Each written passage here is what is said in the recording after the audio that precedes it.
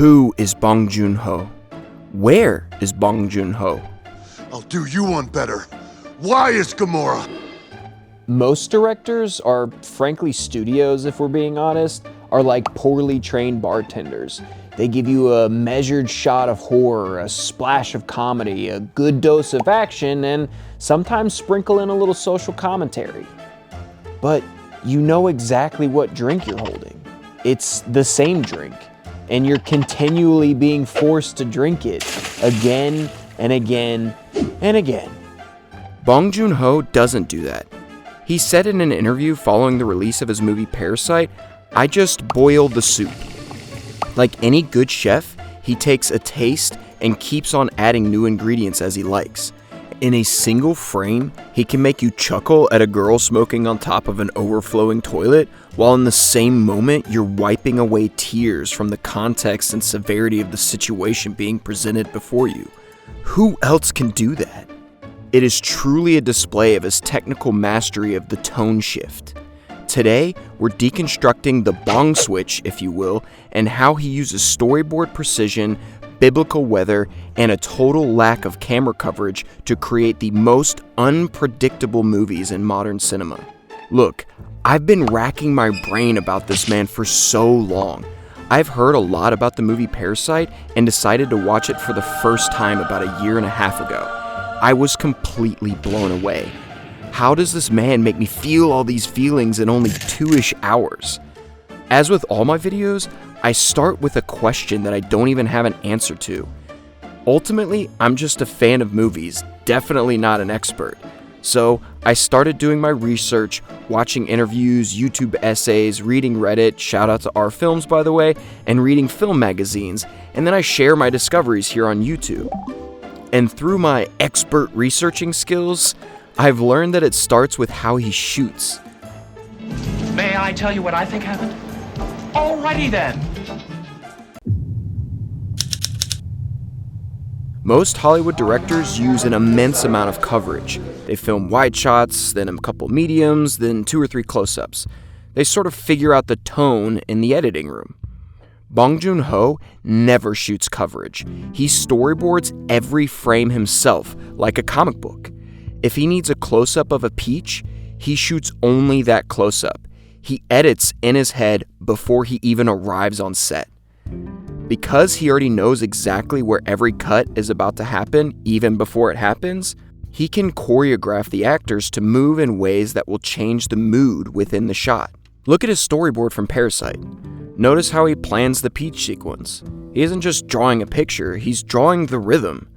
Because he doesn't have the extra coverage to hide behind and make choices after the fact, every movement must be perfectly executed. The story must be told exactly how he saw it that day on set. This creates tension with true intent. You feel the movie is on the rails hurtling towards a cliff, and that's exactly where he wants you to be. Now look at his masterclass of tone shifting shown in his film Parasite again. Up until this point, the movie's been kind of a heist comedy of sorts. Up until now, it's been light and funny. Then, right when he has us laughing along with the Kim family thinking that they finally pulled it off, the doorbell rings.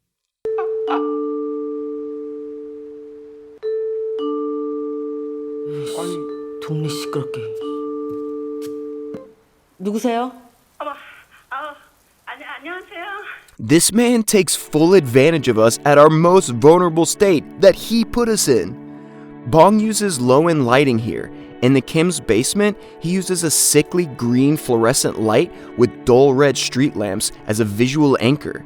Even when the characters are being utterly silly, i.e., like a family literally falling down the stairs in a heap, the lighting tells your brain that this is a horror movie.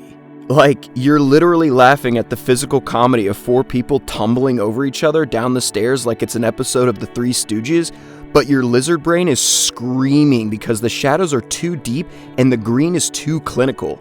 He's using visual dissonance to keep you off balance. In Memories of Murder, Bong proves that a procedural thriller can also be a slapstick buddy cop movie. He does this through ensemble staging. Instead of cutting between characters, he'll put everyone in one frame. While one detective is walking away stoically, another detective in the background could be drop-kicking a suspect like it's a Jackie Chan movie.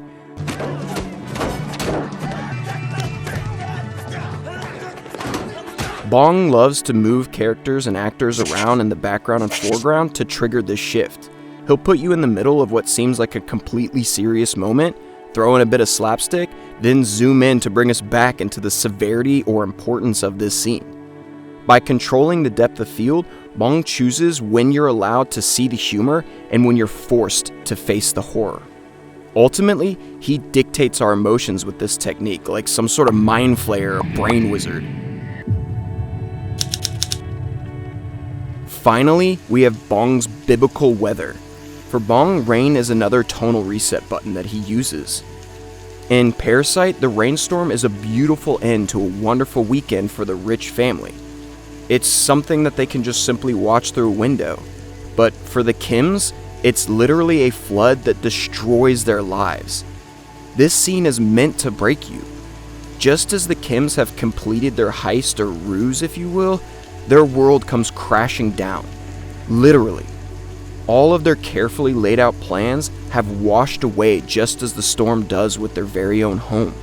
This scene also serves a greater purpose and quite closely mirrors the floods that took place in Korea back in 2016 that reportedly destroyed or damaged between 9,000 and 35,000 homes just like the Kims, while the UN reported 60 deaths and 44,000 displaced persons at that time. This scene is not only a beautiful piece of social commentary that touches on the concept of neoliberalism, but is another way he uses weather again to shift the tone of his movie from funny to happy to scared and now complete desolation.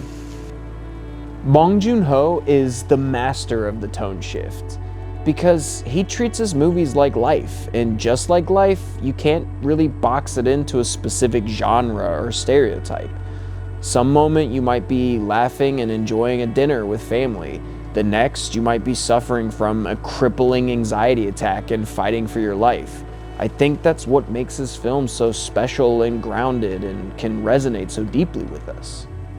By shooting without coverage, planning every frame with storyboard precision, and using lighting to anchor his themes, he creates a cinematic experience that feels human, precisely because it's so chaotic.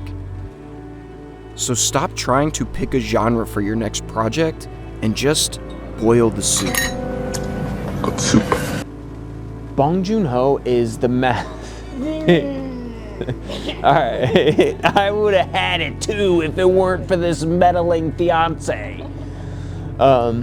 3, 2, 1. I didn't need the countdown again. Alright. You were about to say it again. Okay. Bong Joon-ho is the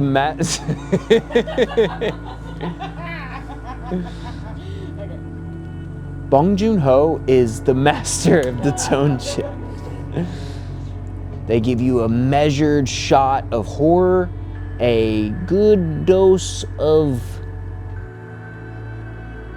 comedy.